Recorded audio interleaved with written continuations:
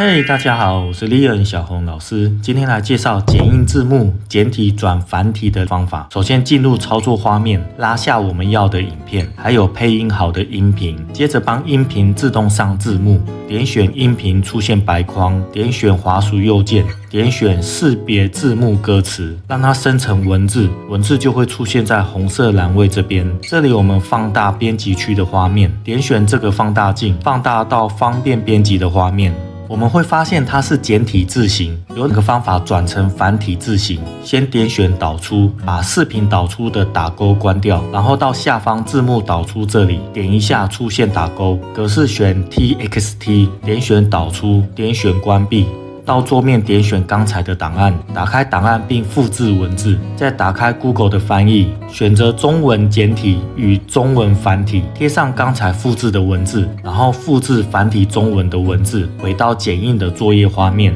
点选 TI 本文，点选智能字幕，选择文稿匹配，把同时清空已有字幕的选项打勾，点选开始匹配，在输入文稿这边贴上刚才复制的繁体中文，再点选下方的开始匹配，这里注意，它最多只能匹配5000字，超过就不行匹配了。好，我们再看这两边，会发现文字都转成繁体中文了。移动时间线到主轨道的这个位置，点选向右裁剪，把右边不要的部分删除就完成了。好的，如果有人有更好的方式，欢迎在下面留言指导，也一起分享给大家。感谢大家的收看，有任何问题欢迎留言讨论。记得点赞订阅，我们下集见，谢谢，拜拜。